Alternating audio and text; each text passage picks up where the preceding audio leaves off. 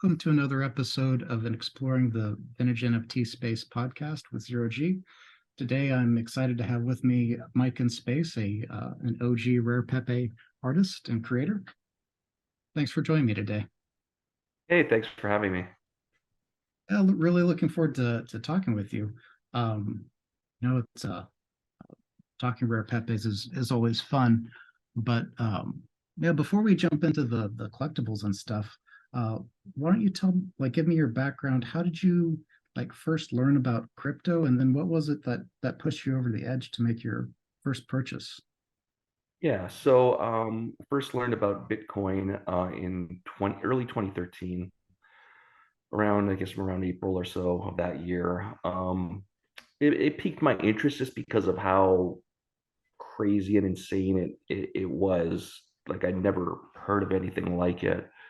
And I bought a little in early 2013 and a little more in late 2013. And in retrospect, it's never enough. You kick yourself. It's like, why didn't I buy more? But over the years, I bought more. And Basically, I stuck with Bitcoin for the most part. I picked up some Ethereum, I think, probably in 2020. Like before that, I really just was a Bitcoin hodler, and still am. Um, and yeah, I was just part of the community at the time, and stumbled upon a podcast called Bitcoin Uncensored at the time, and that kind of was an introduction into the counterparty community. Um, and that's when I first learned about Rare Pepes.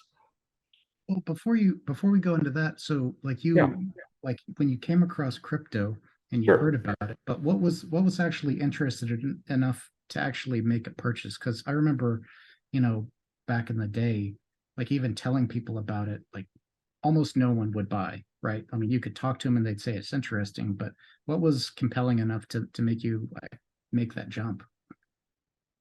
Well, I mean, it was just like it was just again, it was kind of it blew my brain open. It was like, what, like how can you do this? Like it's like I never conceived of using money in this fashion, right? Like Yeah. decentralized money. It was just so cool that I was like, well, I gotta buy a little just to play around with it and to see what it's like. The experience of buying was very difficult at the time too, but I was able to get a bit. And again, it was like I was still kind of borderline at the time because again, it was like, this is going to go to zero. I'm thinking it's like, okay, I wasted a bunch of money buying this. It's probably going to go to zero.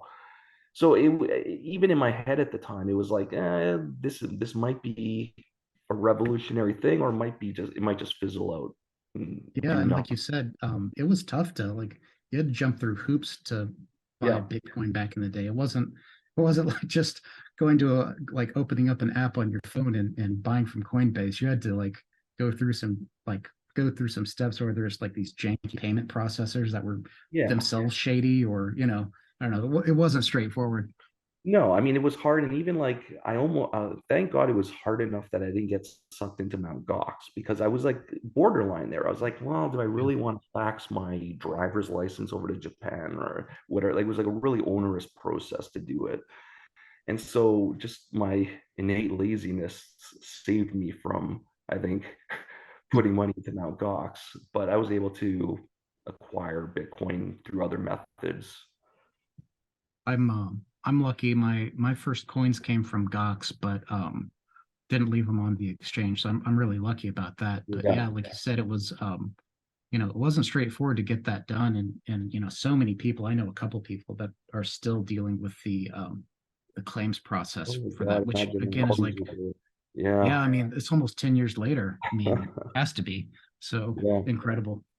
So many people got, burned early on, which is sad. But well, cool. Yeah. I mean, I remember, one of the things that was like, kind of being a little bit on the borderline, like you were saying, in the sense that my big doubt was like, it wasn't that the technology worked, at which it blew me away that I could send transactions. For me, um, when I was playing around with it at first, I just had a hard time imagining that normies would get over the fact that you have to like the payment process and the receiving process of having to use these long strings. Right. Of course the wallets were so clunky back then too, but that was my big thing. I was like, And I this don't was know, pre, man. It's no, seems complicated for noobs, you know? no, absolutely. And this was like pre Pre-electrum. seed wallets, right? This was Yeah, just like exactly. you would generate like, and I probably did it in the worst way. Like I was generating like private keys using those like online tools, right? Yeah. Thankfully, it was never hacked, right? But Yeah. so I was like, that's how I was generating key pairs to, and I think I was reusing the same address for like a number of years. Like it was just worst security practices imaginable. And it wasn't until like 2017 that I really kind of tightened everything up and got like a real, like a Trezor or something, and really put like security first, because the first few years is just like ridiculous. Yeah, cool. Well, yeah, so I kind of interrupted you there. So you were listening to some podcasts, and that's how you found out about the counterparty scene, right? Yeah. Yeah, yeah. So there was a podcast a number of years ago, a legendary podcast called Bitcoin Uncensored, and one of the hosts was Chris DeRose, and he was involved with Counterparty. He was like the community director, and so they would talk a lot about Counterparty, and obviously Rare Pepes would come up, and I don't want to go down a tangent, but actually Rare Pepe was sort of responsible for the end of that podcast as well. Um, and but from there, yeah, it was just interesting, and that set me into like Telegram, and I found the Counterparty groups and Rare Pepe, and I was like, well, I got to make one of these. And I'm not that I really don't consider myself that great of an artist, but I was able to put something together that I thought was compelling, and it was accepted, which was great. And yeah, it's Champagne TNT. So this era when I made this Rare Pepe was right when the ICOs were happening. Yeah. If your audience knows about that, that was like companies putting out these sort of utility tokens that were really meaningless at the time. And yeah, so one of the companies was this company called Tyrion, and they were doing sort of like notarizing things on the blockchain. And they had put out a utility token, and their CEO is this guy, Wayne Vaughn. And I know Wayne, he's a nice guy. But anyways, I made this card called Champagne TNT. The token was called TNT at the time. That's why it has that name. And he's kind of holding up a champagne glass, and there's like fireworks going off in the background. It's sort of that scene from I think it's the Great Great Gatsby Gatsby. movie. Yeah. Yeah, Mhm. yeah. So it's sort of a parody of that. And yeah, it was a lot of fun putting that together, and well received, I guess. Yeah, I was always curious if that was referencing a real project. Like you said, back then the ICO fever was so crazy that you literally Yep. just had these projects where all there was this boilerplate white paper on a boilerplate website, and people were just dumping millions of dollars at him. I mean, it was, I mean, in retrospect, I should have done something like that. Geez, it's like those scammers just like they cut and run and took like millions and millions of dollars. And Yeah, I mean, it was yeah. Wild West back there. The other thing that I thought was funny, I was looking at, I went back to look at, I was trying to dig something up, and I ended up coming across through the ways one of those old ICO projects, and so I dug into it, and it turns out that some of them, like they were legit projects that were actually trying to do cool stuff, but a couple of them got hit by that. There was that parody wallet issue, and so they Oh, raised all their ICO money, and then they just got rugged by these bugs and the some early tooling issues with the Ethereum space, and just yeah, all overnight all their funds disappeared, and that's it's a wrap. So really just a really wild era. I remember it vividly, and thinking how crazy it was. I mean, that was also the time where we had, um, I'm sure you were paying attention too. We had like BitConnect was the most obvious scam Quick in the Connect. world. Yeah, yeah, and It's that's been probably the most entertaining scam that we've ever had. That guy is great. yeah. Carlos Matos is Yes, one of my Carlos favorite Ghosn. memes, man. Yeah, man, I looked him up. It was a year or two after that, maybe 3 years after the BitConnect implosion, and I read that he went from going from doing the that famous, infamous BitConnect speech. Like his next venture, he went into Herbalife. Herbal, yeah, of course, another. Isn't that like an MLM or something? Yeah, it's a total scam. So anyway, he went from from BitConnect to Herbalife. So Yeah, anyway, but no, it's a yeah, it's a really fun card. I always thought it was really a really catching one, even though it was a high supply. I bought a couple early on because I thought it was really cool. Um, yeah. yours was 100,000 supply, and 100,000, and that just yeah, shows I was not. See, back then it was a different era entirely. I wasn't thinking ahead like, hey, in 2021 these things are going to be worth a lot of money. We were just, it was, for me anyways, there was really no profit motive. We were just doing it for fun. And so like the supply was sort of an afterthought. Like you know, otherwise I would have made it like a 100 supply or a one supply, but you know, what are you going to do? Hindsight's 2020. yeah. I mean, it even though it's a high supply, I think it we're recording this in early 2023. I still think that like rare pepes in general, but even the high supply ones are kind of taken for granted that you can just get them. I think Yeah. in a matter of years, it's going to be like people are going to be shocked that you just can't like go out and get one cheaply. I mean, $100 or $200 to get a like a thousand supply or whatever card is, it's just not going to be you're not going to be Yeah. able to do it. Well, and the thing is, people don't realize like they see like the supply distribution, but don't realize that a lot of people just misplace their keys. Those wallets are dead, Yeah, and those a lot of they're those were very like we were talking accessible. earlier, soft wallets where people like it wasn't worth anything back then. So, they didn't back up the seed phrase and their phone or their desktop crashed or they reformatted or whatever. I mean, why would Yep. you Even why like would you I think a big example of that is probably I can't say this for certain because like people weren't thinking about it in the same way they are today. You know, it was just sort of like a fun thing, and they weren't really. A lot of people weren't really planning ahead. Like, hey, I gotta. This is gonna be like worth a lot in 5 years. well, yeah, I mean, because you just guys were just having fun, meaning, and Yeah. know, having a good time. So yeah, for sure. I mean, but hats off to the guys that actually did have the vision back then. Oh I yeah. mean, so but yeah, so I really like Champagne TNT. Did you send any to that Wayne guy that that you were kind of riffing on? To the what? I'm sorry. Wayne, the guy you were kind of Oh yeah, making yeah, the yeah. Wait, yeah, Wayne. Yeah, yeah. Actually, you know what? When I made the physical, I did send one to him because he did me a favor, like the physical NFC. We can talk about that in a second. yeah. It came with like a sub asset with his signature on it. So he was gracious enough to give me a signature that I could make this sub asset with, and so I sent him one of the physicals. So he definitely has that. Oh, cool. Yeah. So, yeah. Well, let's talk about your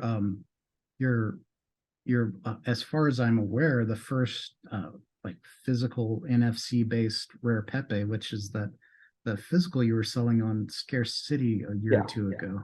So as far as I'm aware, and again, I don't know, NFC's been around for a number of years. People may have done it prior to me doing it, but as far as I'm aware, it is the first Rare Pepe NFC. And basically what it is, it's like a physical trading card, made out of cardboard, like you like a baseball card or any other sort of trading card. And it's sort of within this sort of lucite clear case. And on the back of the card itself, the physical card, there's this sticker, and it's an NFC enabled sticker. And NFC this NFC chip within the sticker can generate a counterparty address, or really it's just a Bitcoin address. And from there, you can send assets to it or Bitcoin, right? And so there's an accompanying mobile app. And this is from a company called circbit.com. And so with the mobile app, you can pull the asset off of the NFC or send it to the NFC. So it's stored safely there, pin encrypted. And there's even a little bit of integration for counterparty within the app itself. I had worked with the developer just to make it a little bit more user friendly for buyers. Um, Within the menu, there's a little counterparty option there that when you click it, it shows you what assets are available within the address that's stored on the NFC. So I made these, I don't know what it was, about a year ago at this point. Um, and so it had because it's a, like you said, it's 100,000 supply card. Every physical card has 100 of them. Plus, it's got a special sub asset, which is sort of, it looks like the same card, but there's a signature overlaid on top of it, and that's Wayne Vaughn's signature. And so it's a nice little physical keepsake if you like the card. It's nice to have something tangible around if that's what you're into. Yeah, I picked one up off of Scarce City when those were on sale, and just because like I said, I was a big fan of the card, and I thought it looked super cool, so I wanted the physical to go with it. I didn't like realize probably the first, again, not definitively, but probably the first NFC one available. But yeah, it looks great, and with that with the lucite block, so definitely a fun keepsake. Yeah, and I'm doing another one pretty soon. So I submitted a card to a series called FAUX SoGs, Mhm. and FAUX SoGs is basically sort of a parody series of Spells of Genesis. Spells of Genesis is this legendary counterparty series that is pre Rare Pepe. Um, and so the card I made is called Flooney, and that's sort of an inside joke, and it's a whole other tangent. But it's basically Joe Looney, who is the creator of Rare Pepe wallet, within this sort of faux sogs style, and he's got this big chain around his neck and this counterparty necklace thing, and it looks pretty neat, I think. And so yeah, making a physical of that, and the same concept where there's going to be an NFC on the back containing the asset itself. And that, I believe it's going to be on Scarce City in a week or so, whenever their next drop is. Oh, very cool. Yeah, I mean, Faux Sogs is a cool project. Yeah. They've had a great amount, like a really good range of artists that have participated, including a lot of Rare Pepe artists, but also some of the OG artists from the original SOG series, like the guy who created not good with names, but the guy who created the original Yeah. not the Satoshi card created an alternate version for Faux Sogs, which is incredible. Yeah. It's, this is one of the series, it's, for me, it's what kind of sets Counterparty apart from the larger NFT ecosystem. And then maybe it's just my myopic view of things, but there's just these fun projects on Counterparty where you're not even really necessarily thinking of like you're not thinking of like making money on it. It's about having fun with a like-minded community. We're all in Telegram and we're throwing around these ideas and coming up with these cards, and it's just a lot of fun to do. And it's not really. It seems to me, it seems distinct within the NFC within the NFT world, where we're not really doing it. And there is obviously money to be made, but we're not. That's not like the primary motivator. Yeah, for sure. I think it really probably comes back to um, you know, to me, that's one thing that set apart Rare Pepes, and I think gives it a large part of its vibe, is that there was, unlike any other project that I'm aware of, maybe at least until recently, it's the only project that I was aware of where it's a community project where the Exactly. artists retained full control. There were no commission, there was no like fee other than, again, just like really a spam fee to burn the Right. Pepe Well, if you cash. look at like Punks or Base C or a lot it's all top down. There's a company and they're Mhm. generating 10,000 things, and then there's buyers and flippers or whatever. Yeah, Rare Pepe, it was a community, and that's really what you see on Counterparty. It's like I'm not really aware of any top-down projects on Counterparty. There might be a few, but for the most part, these are all sort of community-driven projects. Yeah, I mean it's a, to me, it it it was really, even though I knew that there was, Larva Labs and everything, but just seeing the news that they essentially sold the quote unquote IP How did they do to that? Yuga. I don't I even mean, understand that because I yeah, thought the IP belongs to the collector. yeah, I know it's really interesting, and it's one thing that I think, like, it's so such the antithesis of the OG, like, you know Rare Pepe slash NFT community. That whole idea that, like you said, this corporation would have, IP rights. But to me, I think it's so ridiculous, because if you believe in crypto and the understand how it works and the ethos, it's completely unenforceable in practice. Like, what's going to stop anyone from spinning up a DApp on Ethereum using, CryptoPunk IP assets, like the images or something, from an anonymous wallet that's been, funded through Tornado or something? I mean, Yeah. you can't enforce it in a, like, someone who's actually knows what they're doing. It's meaningless. It's Well, what was, um you know what the outcome was with that Ryder Ripps lawsuit where I think he was reminting uh Basie? I don't yeah, know. I the last I heard is, I think they were forced to concede. Yeah. I need to dig that up, but I thought Yuga essentially was, like, most of their claims were being thrown out. So I need to dig that back up, but Have that you was the seen that last I latest heard. controversy where it looks like they copied the logo for the what the dog one? I don't know what their dog Oh series. yeah, yeah, the Kennel Club one. Kennel Yeah, Club, right? Yeah, it's like the logo is identical to like this drawing website, like shows you how saw to that. draw. Yeah, Yeah, so it's ironic that they're gonna go sue someone for copying them when that's literally what they did. yeah, it is funny, but yeah, I mean, I'm totally with you. I mean, I it just seems so, it doesn't feel good to, like, think of a corporation trying to enforce IP rights over token holders.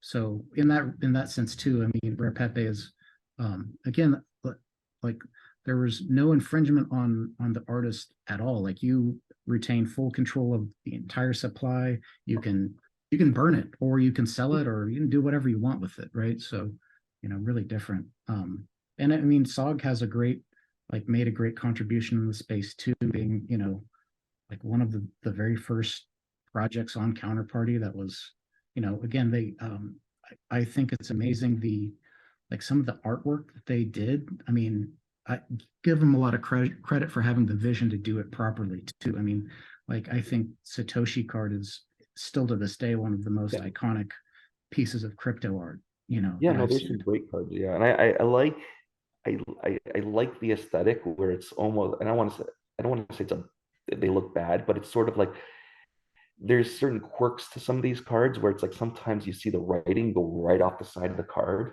Yeah. There's like it adds to like the charm of the cards, right? Like I like these kind of these quirky things on those cards. Yeah, for sure.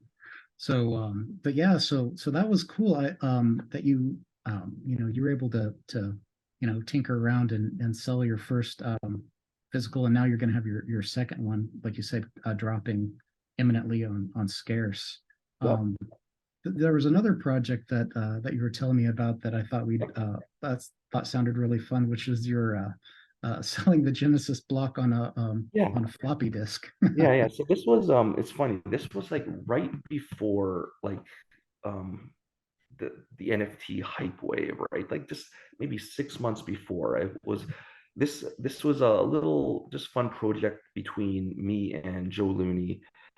He had previously put out some Rare Pepes on floppy disks, and I was like, hey, why don't we, if you look at the Genesis block, it's, blocks these days are 3, 4 megabytes, whatever. But back then, the Genesis block is actually very small and it will fit on a floppy disk because a floppy disk is like less than a megabyte in size.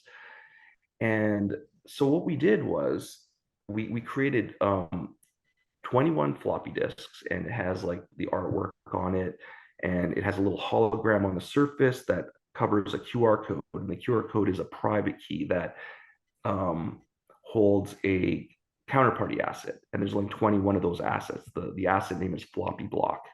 And so the idea is that there's only going to be 21 of these disks, and it's enforced by this asset that's on the surface of the disks. And if you take the disk, and I know these days no one has a floppy drive around anymore, so you got to trust us. But if you were to go find yourself a floppy drive and put that floppy disk in, you would see that the Bitcoin Genesis block is on floppy disk. And so we sold these, and I think it's funny, we sold them, I think, for about $200 a piece, and they sold out instantly. And I was like, wow. Uh, um, I was like, wow, people really overpaid $200. But this was pre NFT, where it's like, what is $200? Yeah. Like, we sold, these are physical things we had to put together and put through the mail and pay for shipping. And it's like, like, and then these NFTs were out, and it was like, okay, they're like $10,000 or $100,000 for Rare Pepe, and it's like, well, maybe we should charge a little more than $200 for these things. And then we actually did a follow up for Bitcoin Pizza Day, and so it has like sort of pizza on the front of the floppy disk, and it actually has a whole website on there with various things about the Bitcoin Pizza Day, and they came in these little miniature pizza boxes that I was able to find. So yeah, that was fun as well, and it sold out immediately. So No, it was a lot of fun. that's really cool. I know Joe Looney has done, I've heard of some other like super cool physical pieces he's done. I saw pictures from, I think that the Barcelona meetup where he had like the I think it was like a little micro SD with the the entire Pepe collection on there, if I'm remembering that Uh, correctly.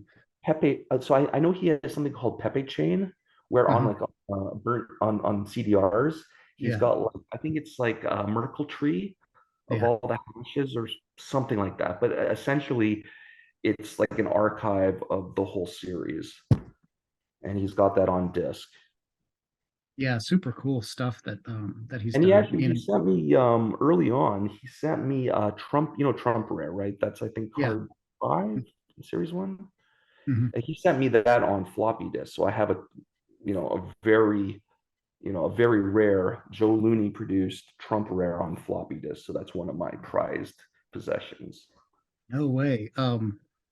So the private key is on the floppy disk. It's all, well, it's so basically, I don't know what's on what he put on the floppy disk, if anything, but on the surface of the Oh, okay. disk, there's a hologram. And if Okay. you peel away the hologram, there's a QR code under there with the. Okay. And Yeah, he I was sent just me another one. I think it was Pepe Jose. Do you know that one? yeah. Hmm. Pepe Jose. He sent me that on an open dime. Oh, cool. Right. So that's the same. So that's actually a bit more secure, right? Because with a QR code that he generated, technically he could steal it back, right? But with an Hmm. open dime, the private key is kind of hidden Yeah, on. hardware Yeah. gets hardware secured. Yeah.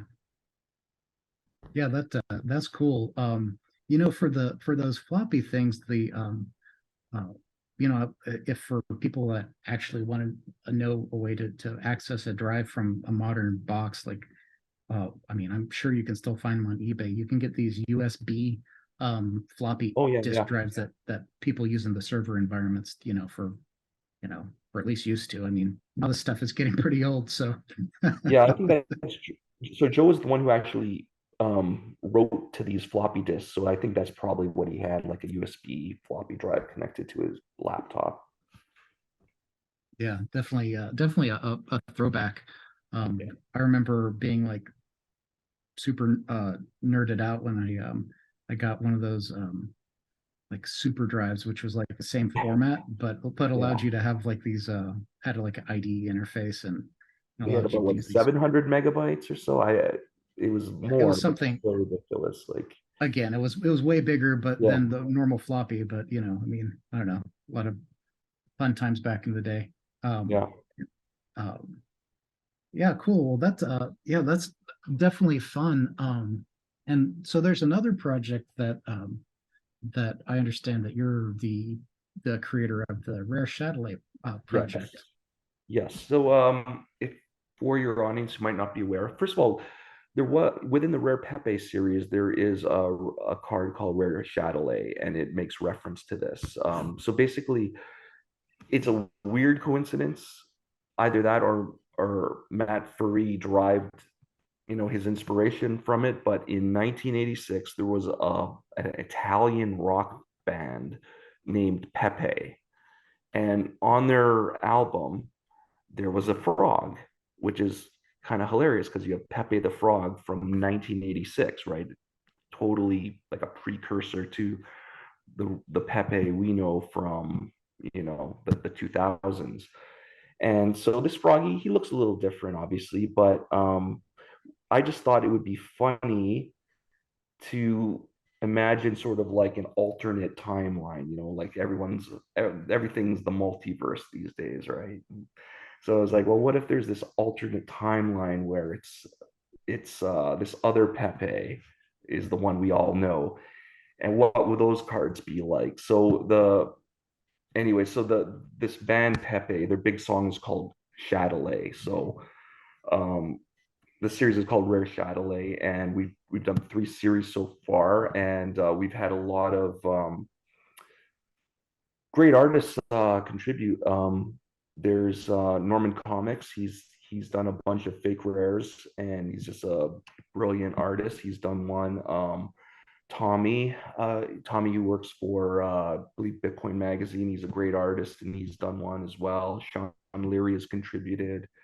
Um, and yeah, we're just having a lot of fun kind of reinterpreting Pepe through this sort of alternate vehicle of Rare Shadilay. Yeah, it's funny. I've seen a copy of that. Like you said, there's that Rare Pepe in the OG directory, and then there's Yeah, I saw a picture of that actual record that yeah, people track down, and that's hard to get. Like it's been like to try and get an original copy is very difficult. yeah, they're pretty expensive. The last time I saw them, they were they were over $1,000 a Yeah. piece for one that's in decent shape. And I can Oh, imagine and that. here's something interesting. So just actually today, or today or yesterday. So I thought it would be funny. Here's a thing that's been happening on Counterparty for a little bit, where they find these old assets like from 2014, 2015 that never really had artwork to begin with, but then they add artwork in like 2022 or 2023. And so it looks like this sort of relic. And it's, people have different opinions on that, whether or not, is that appropriate to put new artwork on an old asset?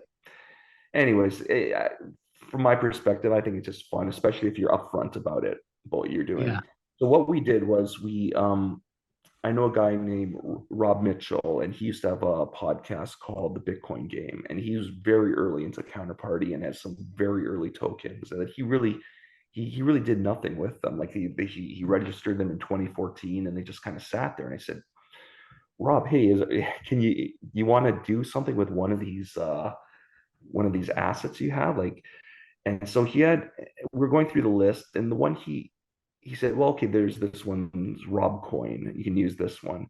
And so it was funny because we had the name Rob Coin, and we had to kind of work backwards from there and try and figure out, well, how do we had to create artwork that was appropriate for the asset name, right? mhm. Rather than what you would typically do is maybe come up with the artwork and then pick an appropriate asset name afterwards. And so we have this sort of convict Pepe who's been arrested, and if you see it, it says like arrested for coin robbery, and because the asset is rob coin. And so technically, I mean, this might be the oldest asset on Counterparty that's associated with Pepe artwork at this point, and it's part of the Rare Shadilay series now. Cool. Yeah, I'm kind of like with you, as long as people are upfront about it. Yeah, I mean, I know you can go through the transaction history, and you can see when these assets were updated and when they were minted and all that. But I think it's like, I think it's appropriate to be upfront for people who don't know how to do that. To Yeah, There's no like I deception. wouldn't want to say, hey, this, yeah, I wouldn't want to scam someone and say, yeah, the art existed in 2014 and this is a relic and therefore it's really valuable, yeah. Yep. But if you're But on upfront about it, I think it's fine. Like there's a project called XC Pinata, and I Yeah, think they do uh-huh. it. Yeah, Yeah, they do. But however, on the flip side, a lot of people, you know, with it's kind of funny because on the F side, like there's this, at least last year, I think it's still going on. Like there was this huge like boom where people were essentially trading the equivalent of asset names and counterparty, because that's really what they are, is just names and that you can register in counterparty similar to ENS.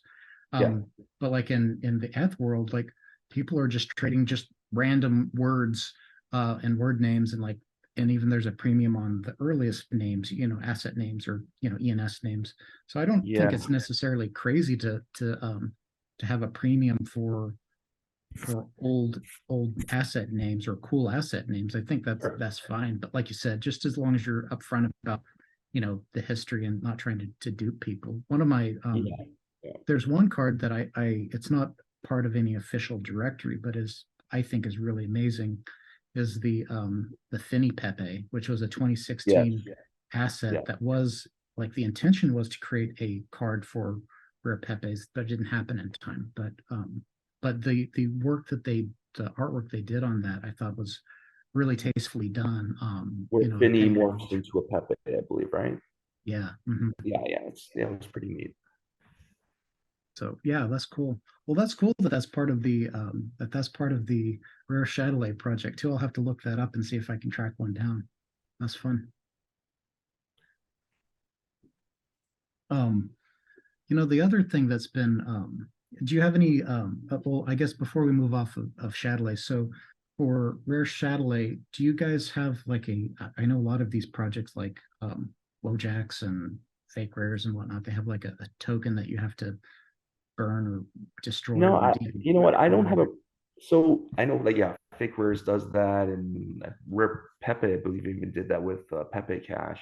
I mhm. don't have a problem with that, but honestly, I find it's just it adds too much friction if you're trying to run a project. Like, I'm more of a like, just DM me the card. If I like it, it's approved, and let's move forward. Like, I don't want to create a bottleneck where it's like, Yeah, okay, now you got to go get this thing and you got to burn it and blah blah blah blah blah, and so, oops, you created a divisible asset. Whoops, now that, now you wasted your burn or whatever. It's just, I never felt right forcing someone to do that.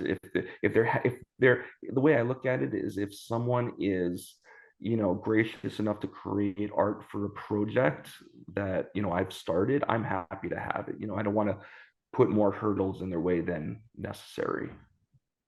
for sure. Well, that's cool.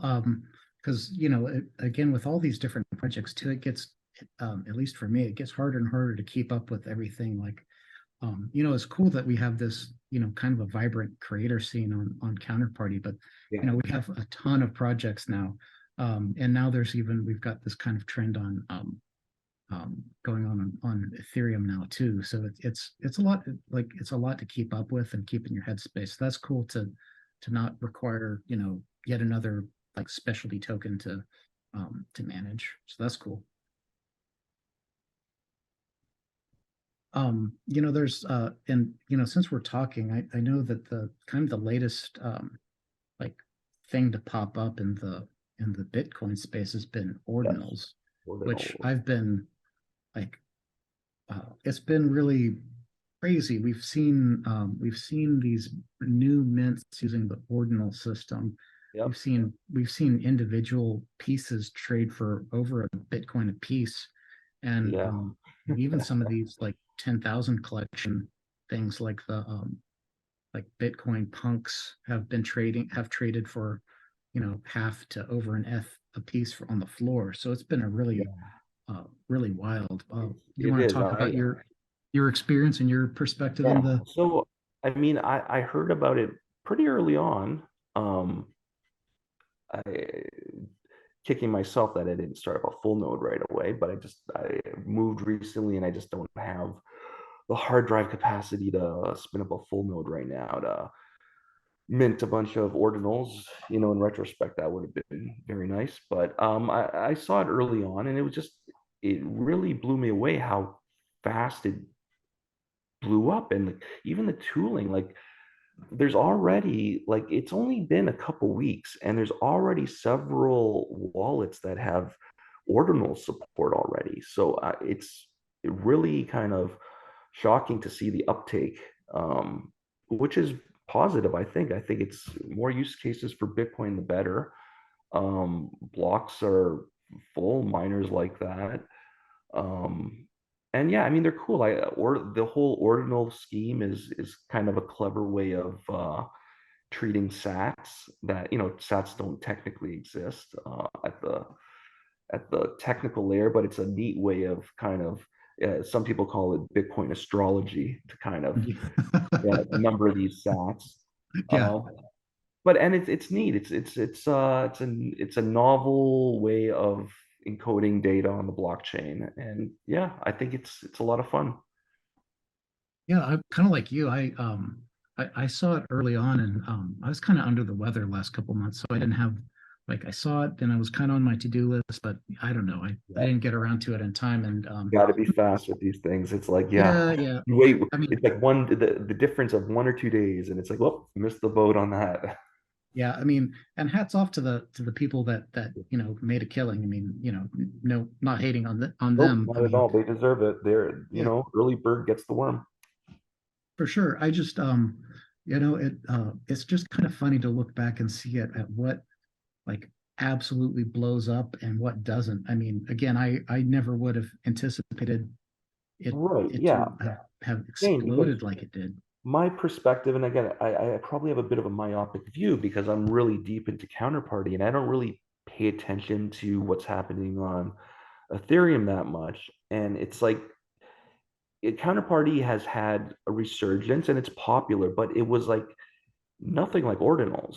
Like ordinals just like went from like 0 to 60 and like so fast, and just like it, it was really surprising because I thought like maybe it'll kind of catch up with counterparty in terms of popularity, but it's like it went really Yeah, viral right away, and it's like kudos, I'm good for them. I mean, I still kind of like counterparty. I think there's a lot of things on the horizon that will surprise people with the technology. But yeah, it's good to have competition out there and other ways of doing things, and yeah, ordinals is cool too. yeah. I mean, yeah, that was the other reason why it was really surprising to me is that um I didn't foresee like a new project overtaking and becoming like more valuable on average than like the OG. Like again, you have these 10K collections um on ordinals that are more valuable, like probably as a or close to it than like the Rare Pepe project, which blows my mind because I mean, again, like the ordinal tech is cool, but again, we've been playing with, well, I mean, Counterparty goes back to 2014, so um, I don't know. I What I think it comes down to with everything in NFTs is a lot of it has to do with the narrative and what you're able to spin with that narrative. Because here's the thing, it's like, yeah, Counterparty's been around forever, and like a lot of Bitcoiners have never even heard of Counterparty, or they yeah, think it's something outside of Bitcoin. yeah, But ordinals somehow spun it up like that it's native to Bitcoin, which is from a technical level, and I'm not hating on ordinals at all, but the ordinals numbering scheme is external to Bitcoin. It's it's it is it's like it's a numbering scheme that's outside of Bitcoin, right? yeah, The exactly. inscriptions are on Bitcoin, but the numbring scheme is sort of Right. outside of Bitcoin. So Yeah, the metadata itself is external. So yeah. So I um, mean, I I I have a hard time seeing how ordinals is more Bitcoin than counterparty, but that is sort of the perception. And that a lot of that comes down to the narrative. And they Yeah, were just they pressed the right mimetic buttons at the right time, and they were able to make it happen. you're right. I mean, because that's a really good point that that makes a lot of sense because you know, for a lot of people, like you said, I didn't make it to the recent Bitcoin conferences, but I've talked to people who went, and one of the things I was asking is, you know, the what the Bitcoiners think about like counterparty NFTs. And the thing I kept hearing back from people who were there is that, you know, most people still didn't know as of like last year that Right. Bitcoin had native NFTs. And, you know, and again, to your point, like even amongst the people who know about counterparty, they kind of they don't really get that it is using Bitcoin itself. It's not like it's you know, it's using Bitcoin itself within the encoding. It's all there, right? I mean, Yeah. it's not it doesn't live somewhere else. You know, it's no different than the only, you know, the major difference is that you know, with ordinals they made it easier to encode directly on chain for the actual asset data instead of just the pointers. So Right.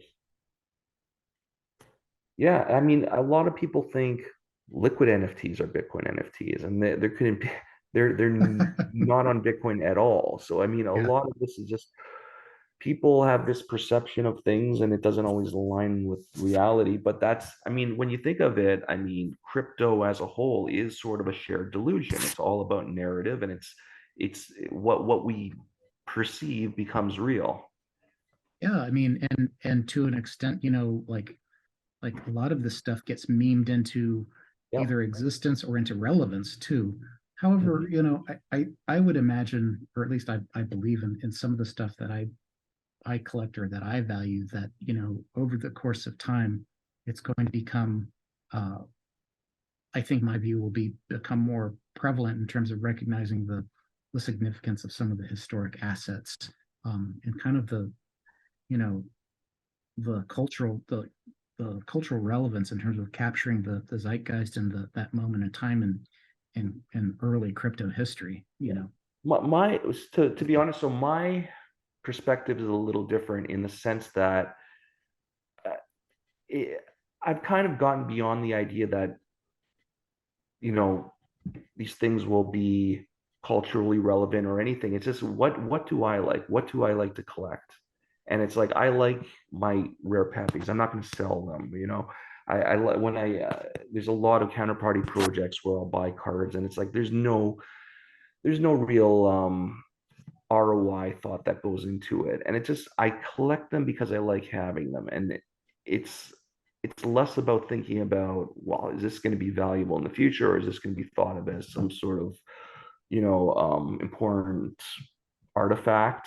Because honestly, I mean, crypto as a whole is too young at this point. I mean, the whole thing is just over a decade old. I mean, I think it's hard to really make accurate predictions based on such a short track record, that, you know, I'm not gonna pretend that, you know, these things will be, you know,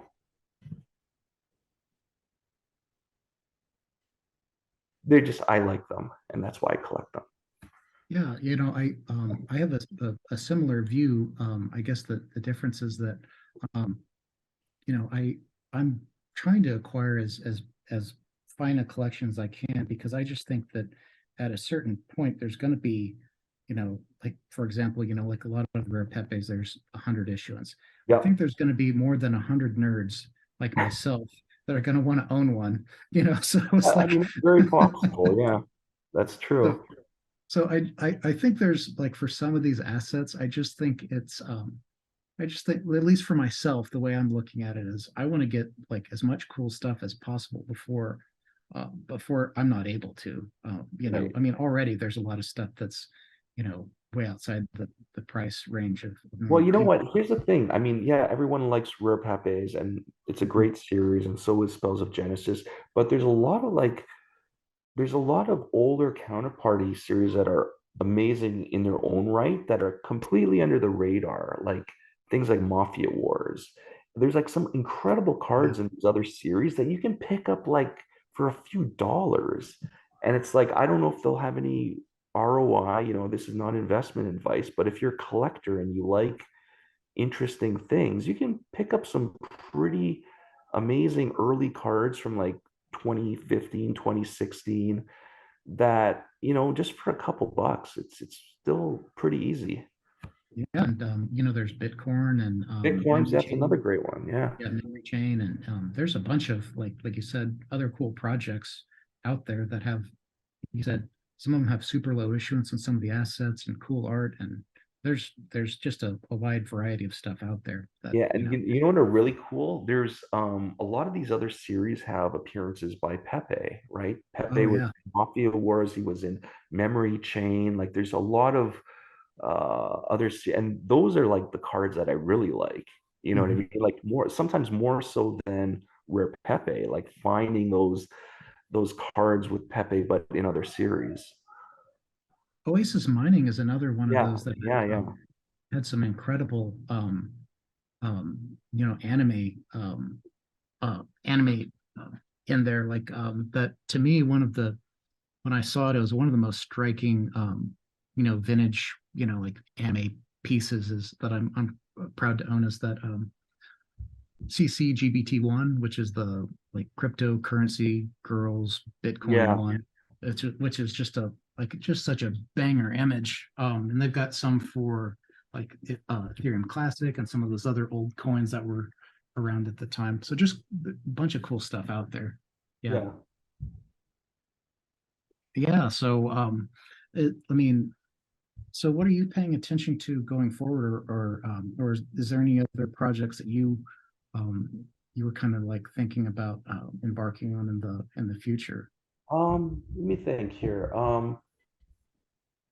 Well, there's one that's sort of under the radar, and it kind of ties in. So there's a site where they're kind of all collected. It's called Floony.com. And Yeah. this all branched off of a fake rare card called Floony Bin. It was made by an artist named Boo Earns. He made Floony Bin, and he asked me to make a sub asset, and I did. And it was actually the sub asset is a parody of Champagne TNT, but it has Joe Looney's face on it. And he had a lot of other artists make sub assets, and from there we just started making all these cards about Joe Looney. It's kind of ridiculous, but if you want to see like um, a community collection of cards, all with Joe Looney's face on them, go to flooney.com, FLOONEY.com, and that's where they're all collected. And again, this is one of those projects where it's like it's just a loose collective of artists, and we're all just doing it for fun.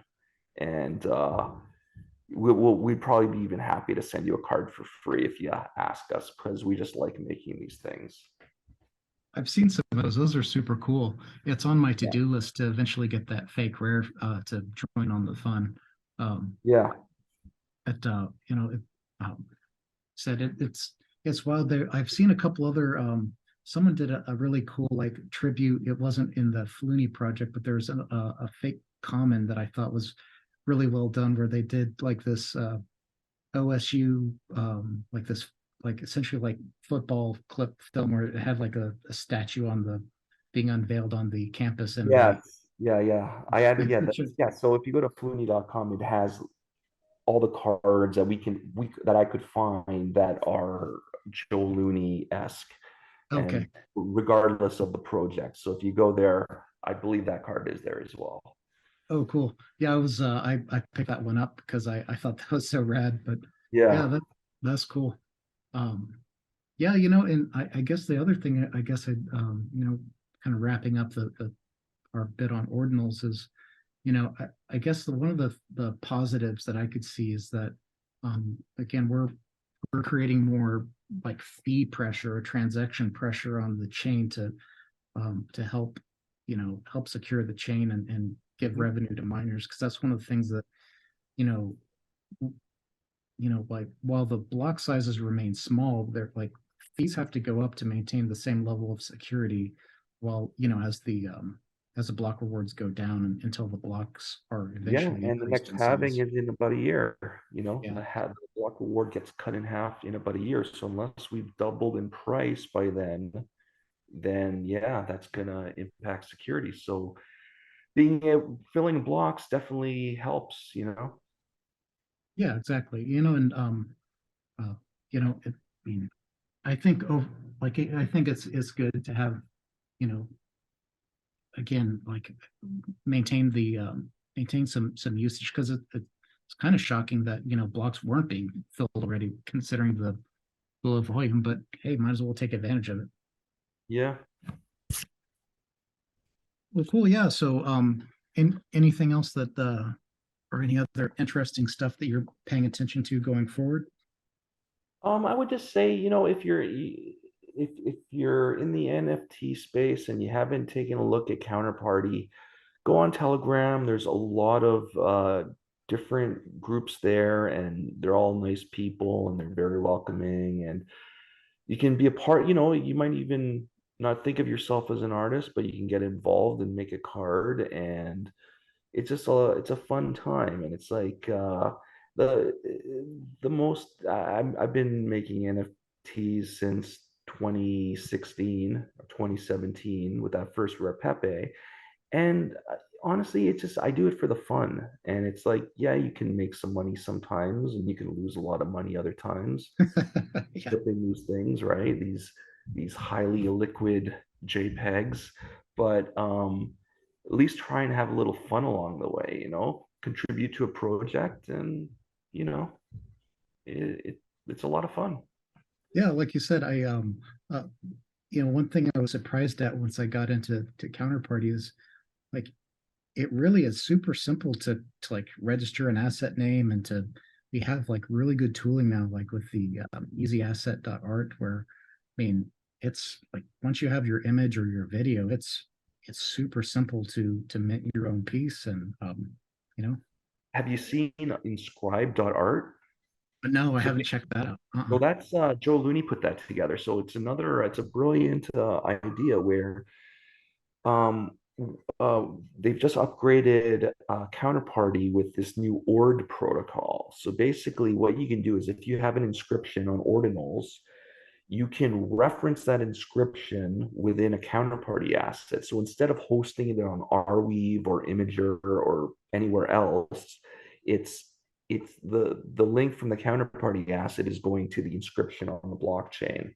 So Oh, it's cool. a clever way of hosting it from a counterparty asset. And Oh, it that's basically within the description, it's like ORD colon and then a lot of characters that are derived from. You go to inscribe.art and it tells you how to do it. oh, that's cool. Yeah, that yeah, I might have to take a look at doing that, for seeing if that's possible to redo my fake rare and host it, natively on chain. That'd be cool. Nice. Yeah, so that's definitely cool. I'll check that out. I just synced up my full node the other day. It took a while for I don't know, like PC issues and all sorts of other stuff. So see what I'll take a look and take a dive. But yeah, that's cool. Yeah, they Joe does some incredible work Oh yeah. on the counterparty scene. Hats off to him. He also recently got RPW.WTF, which Yes. allows for people coming into the scene. Now we have native ledger hardware support for counterparty, and my understanding is that Free Wallet also supports Trezor. So we've got you covered on the hardware wallet. Yeah, definitely that's a must. I mean, using web wallets is very risky, right? So it's great to have this hardware wallet support.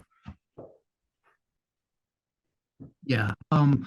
Well, thanks for taking the time to chat with me. It's been a lot of fun. And I guess kind of wrapping it up, I'm super like stoked about the future of Counterparty, and I think Ordinals is going to be is definitely here to stay too. So I don't think it's one or the other. So, but I'm super stoked about the space. Yeah, absolutely. So Yeah, well, thanks for joining me. Thank you.